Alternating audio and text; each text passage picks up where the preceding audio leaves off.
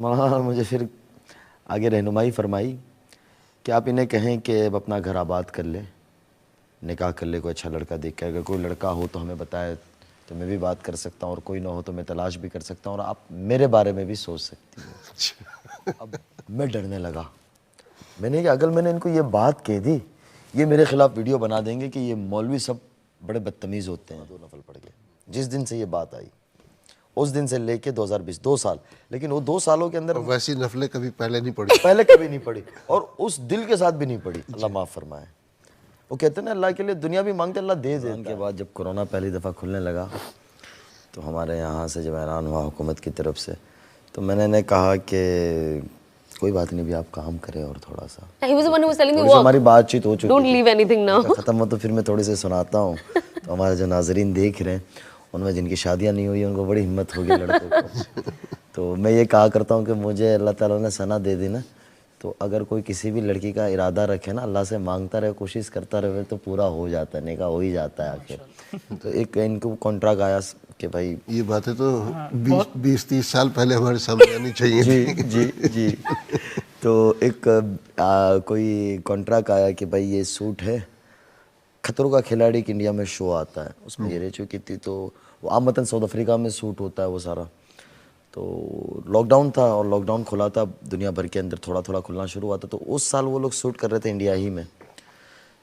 तो उन दिनों में इनको कहा कि भाई इस तरीके से हैं, ये हैं, फला है फला है। मैंने कहा कर लो आप। नहीं, मैं नहीं करूँगी। तो मैं तो इस तरीके से तैयार था कि भाई ठीक है, थोड़ा सा हम बर्दाश्त करेंगे, वक्त के साथ ये खुद बदलेंगी तो उसमें फ़ायदा रहेगा। शादी हो चुकी थी? नहीं हज़रत, शादी नहीं। लेकिन हम दोनों I के was on दरमियान fast track. तय हो चुका He था। wanted to be slow and have hikmat, but I was on a fast track. I was like, no, I'm not doing it. Leave it. Yeah. और वो इतनी And जल्दी, that is the best, to be honest. Yeah, that is the best. Yeah, because I knew if I would do that, I would go there, things will change. Because Shaitan is, astaghfirullah, he's so powerful, unfortunately, and he's inside our nafs. It's so difficult to fight with him. It's the most difficult battle. And especially when you're already there, and when you see so much of money. You know, the greed is never ending. It's going to be never ending till your qabr, I think. But, you know, that is when I was like, I am nowhere doing it. I know there's a lot of money involved and I'm getting whatever I'm quoting. But I knew that I don't want to do it at all. I wanted to save myself. I didn't want to step in there. I was like, no, I've taken this scarf. If I'll go there, I have to remove this. And then I don't want the hidayat to be delayed anymore. Because this happened even before. In 2018, मैंने एक plan बनाया था तब जब इनसे मुलाकात दूसरी बार मेरी बड़ी खूबसूरत हमारी कहानी है। हाँ, वो ऑफ कैमरा बताएंगे, थोड़ा सा सेंसर्ड चीजें बता भी सकते हैं, घर की बात है। सो तब आहिस्ता आहिस्ता आएंगे। आज आप लोगों का हमने पोस्टमार्टम करना है। सिर्फ ऑपरेशन नहीं, पोस्टमार्टम। तो अभी तो इब्तिदा है। सो 2018 मेरा डिले हो गया था, तो फिर 20 में मैंने सोचा नहीं, अब वो 2018 वाला रिपीट नहीं करना है। अगर अब वो होगा तो अब नहीं हो पाएगा। सो मैंने कहा ये मेरा जो जोन अभी बहुत करेक्ट चल रहा है, my mind frame is also on the right track and this is the right time. वो कहते हैं ना, जब लोहा गर्म हो तो उस पर हथौड़ा मार देना चाहिए। I think that was the situation in my life.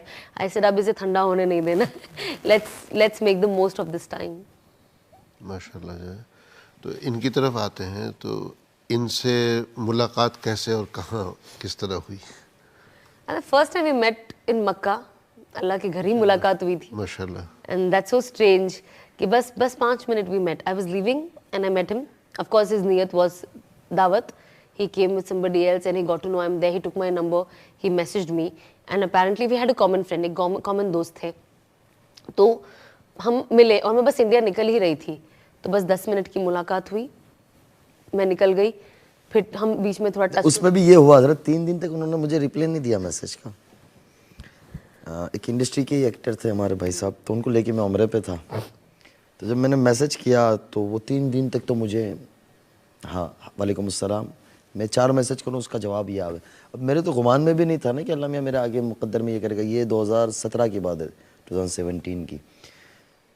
फिर इनका मुझे मैसेज आता है, और 17 ही रमज़ान थी, 2017 में 17 रमज़ान थी, कि मैं फ़ला जगह हूँ और हम लोग अभी निकल रहे हैं। इनकी 2 चीज़ें बड़ी अच्छी थी हज़रत, कि ये हमेशा से माशाल्लाह आमाल करती रहती थी, आमाल से जुड़ी हुई थी।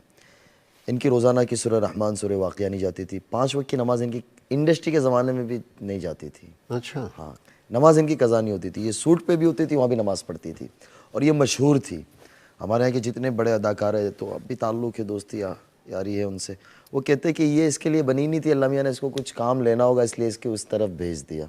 एक बिग बॉस 100 आता है हमारे यहाँ, हर साल होता है, इस साल अभी थोड़े दिनों पहले ख़त्म हुआ, तो हमारे सलमान खान साहब उसको होस्ट करते हैं।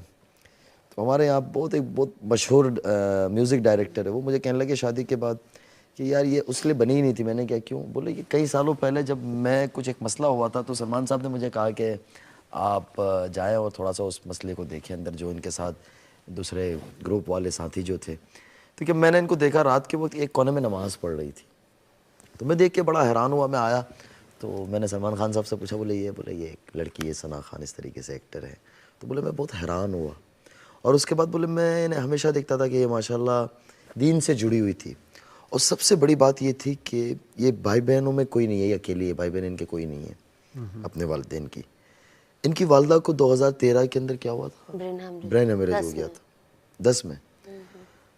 इन्होंने बाकमाल खिदमत की हज़रत अपनी वालदा की, 6-8 महीने वो हॉस्पिटल में रहे, मौत नहीं लिखी थी, लेकिन उस बीमारी के अंदर इन्होंने अपनी ज़ात से माल भी लगाया, खिदमत की लाइन से, यानी एक बेटे की तरीके से इन्होंने बहुत ज़्यादा खिदमत की। तो ये सारी दुनिया जानती है माशाल्लाह, यानी इनके फ़ैन और हमारा इंडिया की सारी इंडस्ट्री जानती थी। तो ये चीज़ें इनके अंदर, ये खूबियाँ थी। तो ये होता था कि ये हर साल रमज़ान में उम्रे पे जाती थी, इंडस्ट्री में भी। अच्छा। हाँ, अच्छा। तो ये 2013 से जाती रही, 13, 14, 15, 16, 17 में इत्तेफाकन मैं भी होता था, लेकिन कभी इस तरह से मुलाकात नहीं होती थी। मेरे साथ इंडस्ट्री वाले ही एक साहब थे, तो उन्होंने मुझे बुलाया तो मैं चला गया। अब रमज़ान में आमतन फजर के बाद हरम की मसरूफियत रात भर की होती है, तो सोना आदमी बिस्तर देख रहा होता है। तो मैं चला गया, मैंने क्या बाजी क्या हाल है, अब मुझे तो पता नहीं था ना कि मेरे मुकद्दर में ही बीवी बनने वाली है, तो मैंने बाजी कह दिया। तो जो हमारे नाजरीन देख रहे होंगे अक्सर उन्हें हमारे इंटरव्यू देखे होंगे, लेकिन यहाँ जो मैं बताऊँगा ये शायद पहली दफ़ा कहने लगा हूँ सारा। तो इन्होंने क्या, बस खैरियत है, मेरे लिए दुआ करना, आप यहाँ रुकने वाले हो, अभी ईद के बाद आओगे। मैंने कहा इंशाल्लाह दुआ करेंगे। मैंने कि आपको कोई भी इंडिया में काम हो तो ज़रूर बताइएगा। ये वापस हो गए, इनकी वालदा से मैं मिला, मुझे बड़ा यानी ताज्जुब हुआ कि अपनी माँ को, एक छोटा बच्चा जो होता है ना, माँ जिस तरीके से उस बच्चे को प्यार करती है, उस बच्चे को लेके चलती है, वो अपनी माँ को बच्चे की तरह ये लेके चल रही थी। इसके साथ इनके साथ संभालने वाले लोग भी थे, लेकिन ये अपनी वालदा को उस तरीके से। इंडिया आने के बाद मैंने इनको मैसेज किया, इन्होंने 1-2 दफ़ा जवाब दिया, तीसरी दफ़ा मुझे ब्लॉक कर दिया, कोई बात किए बगैर। अब क्यों करते थे वो तो इनको ही पता, आज तक वो मुझे कभी नहीं बताया, शायद आपकी बरकत से यहाँ बता दे। अब उससे आगे की बात हज़रत ये होती थी। अच्छा, नहीं अभी एक है कौन, एक कदम और पीछे जाते हैं। आपने इनसे मुलाकात की हरम में, उसकी भी कोई वजह तो होगी ना? सिर्फ दावत यानी नहीं, लेकिन आपको कैसे पता कि ये वहाँ मौजूद हैं, या इनको आप इंस्टाग्राम पे इन्होंने अपने सोशल मीडिया पे डाला था। तो मेरे साथ जो साहब थे उम्रे पे, वो भी इंडस्ट्री से ताल्लुक़ रखते थे, तो उनका इनकी दुआ सलाम थी, दोस्ती यारी थी। उन्होंने कहा कि मौलाना आप इनसे मिलना चाहिए, बड़ी अच्छी लड़की, दीन की तरफ आ सकती है, तो हमें मिलने में क्या जाता है। तो मेरी ये नीयत थी। ठीक है, और आपको था कि he is coming through a reference? हाँ, for me it was okay, somebody is there, A random guy. so मैं मिल लेती हूँ। हाँ, मौलाना से मुझे पहले बहुत डर लगता था, मुझे लगता था आप फतवा दे देंगे मुझे। अल्लाह की पुलिस कहते थे। हाँ, अल्लाह की पुलिस कहती हूँ मैंने। मैंने कहा अल्लाह की पुलिस आ गई, भागो। शादी की तो मुफ्ती से ही की, अल्हम्दुलिल्लाह। मौलवी से भी नहीं की, मुफ्ती से की। अगर मौलवी अल्लाह की पुलिस है तो मुफ्ती तो अल्लाह का दरोगा हुआ। तब इतना डिफरेंस नहीं पता था अनफॉर्चुनेटली जी। सब दाढ़ी टोपी वाले मुझे मौलवी लगते थे, नॉर्मल इंसान भी मुझे वो भी मौलवी लगता था। बट फिर ये ब्लॉक करती थी हजरत, इन्हें कोई काम हो ना, कोई बात पूछनी हो, कोई दीनी बात हो या कोई मशवरा लेना हो, तो ये मुझे अनब्लॉक करे, बात पूछे, फिर ब्लॉक कर देवे। ये पूरा 2017 चलता रहा। ये भी बता दे कि क्यों आज ये क्या था वजह? हो ही रहा है। नहीं, बस ऐसे ही आई वाज स्कैर्ड कि अब ये कुछ बोल देंगे, अब ये कुछ बोल देंगे, तो अपनी मुद्दे का जवाब ले लो फिर बंद कर दो। तो 2018 के मौके पे हजरत हज के नहीं, लेकिन ब्लॉक करने से पहले अगर किसी से मतलब बातचीत चल रही है, चाहे वो मतलब उस्ताद या मौलवी की शक्ल में जो भी है, तो उसको कम से कम बताना तो चाहिए कि भाई please don't contact me any more. हाँ, मुझे वो बोलने बुरा लगता था, पर ब्लॉक करना बुरा नहीं लगा। ब्लॉक वो इस तरह करते थे कि जैसे अभी बात पूछी है, शाम का वक्त है, मैंने जवाब दे दिया, इन्होंने जज़ाकल्लाह बहुत शुक्रिया। उसके बाद जब अगली दफ़ा मैं इनका नंबर खोलूँ तो मैं ब्लॉक हूँ। अब वो किस टाइम पे मैं ब्लॉक होता था वो मुझे नहीं पता था, फौरी हो जाता था या रात में होता था या सुबह होता था, वो नहीं पता होता था मुझे।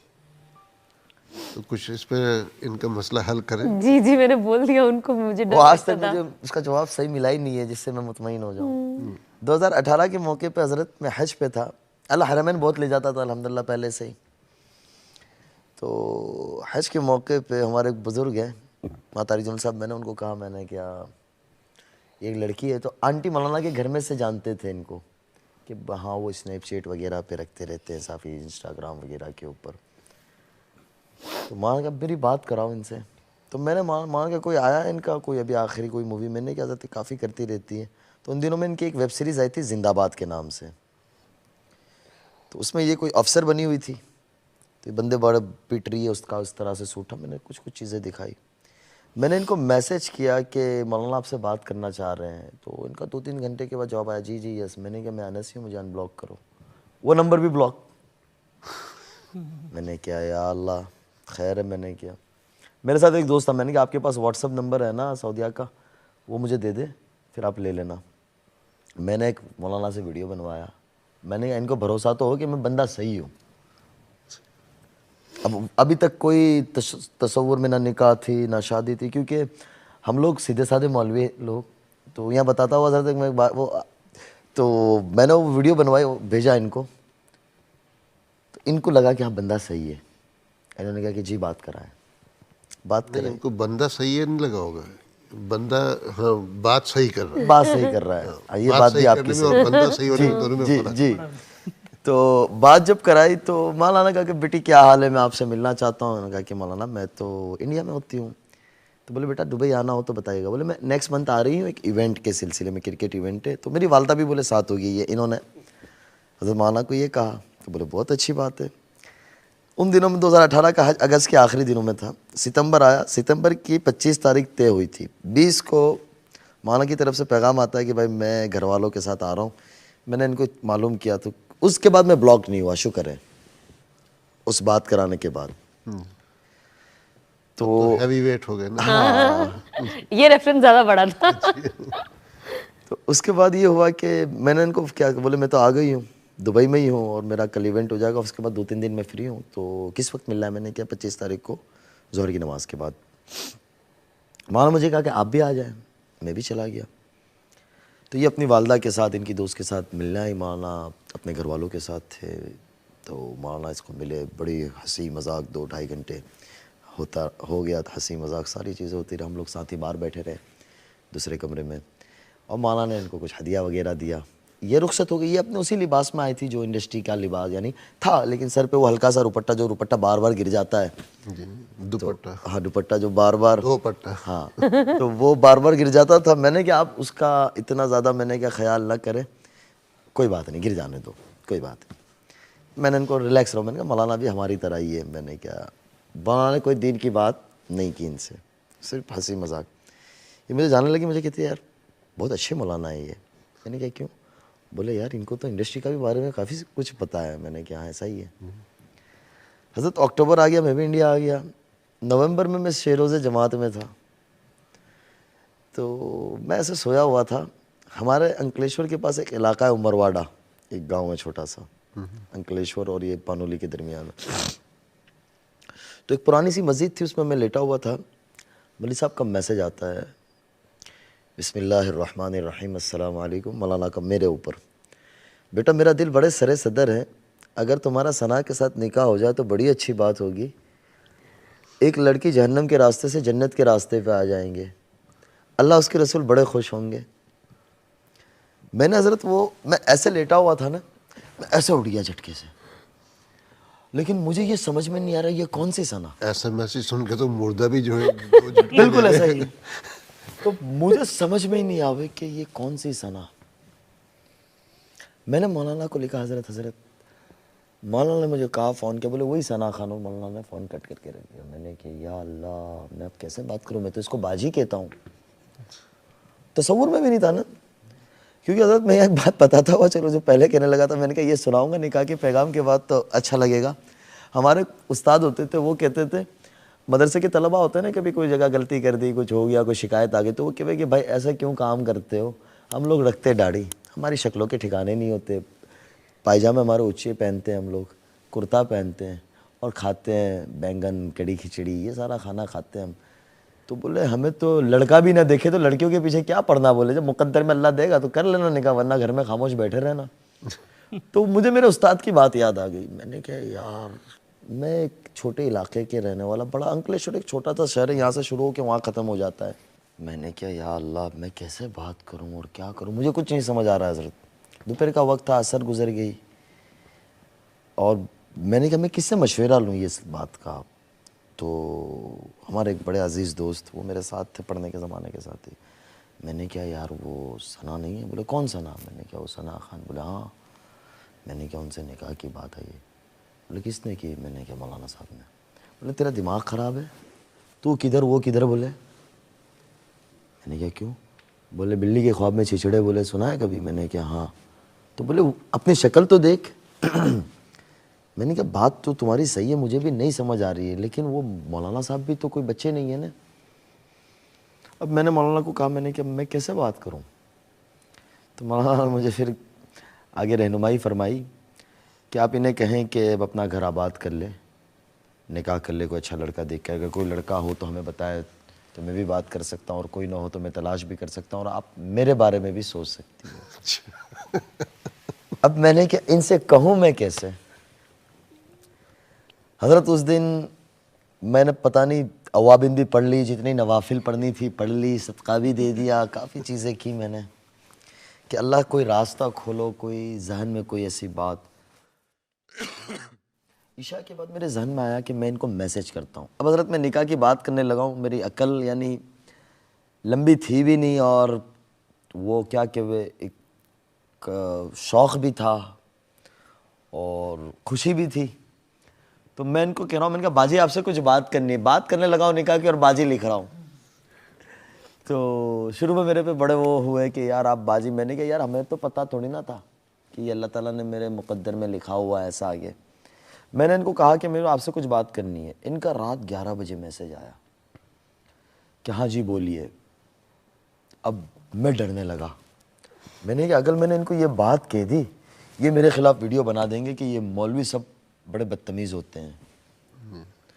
मेरे को डर भी लग रहा है। मैंने मतलब हकीकत बयान कर दी। हाँ।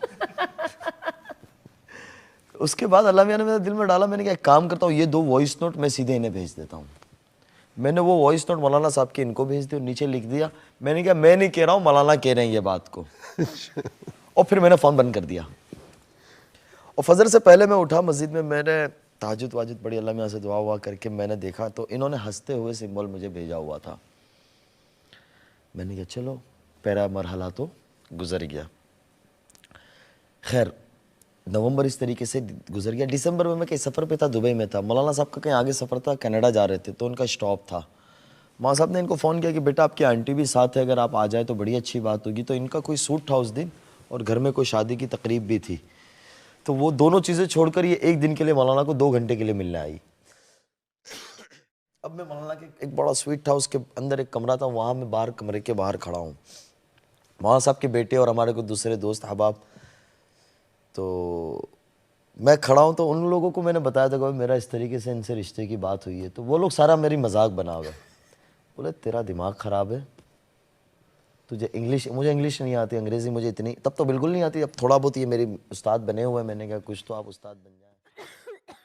तो वो लोग सारा मस्ती मजाक मेरे से करें कि यार तेरा कैसे होगा, तू सोच तो सही।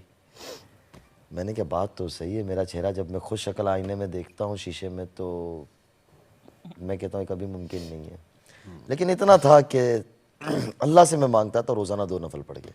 जिस दिन से ये बात आई उस दिन से लेके 2020 2 साल, लेकिन वो 2 सालों के अंदर वैसी नफलें कभी पहले नहीं पढ़ी। पहले कभी नहीं पढ़ी और उस दिल के साथ भी नहीं पढ़ी, अल्लाह माफ़ फरमाए। वो कहते हैं ना अल्लाह के लिए दुनिया भी मांगते अल्लाह दे देता है, तो अल्लाह के लिए हमें अल्लाह से बड़ा ही मांगना, आखिरत मांगनी चाहिए, बड़ी जन्नत मांगनी चाहिए। मौलाना साहब ने पीछे पलट के इनसे कोई बात नहीं की। मैं इनको पूछता हूँ कोई बात हुई, तो कहते नहीं कोई बात नहीं हुई। अब मेरी हिम्मत इनको फेस करने की नहीं हो रही है। 2019 दाखिल हो गया।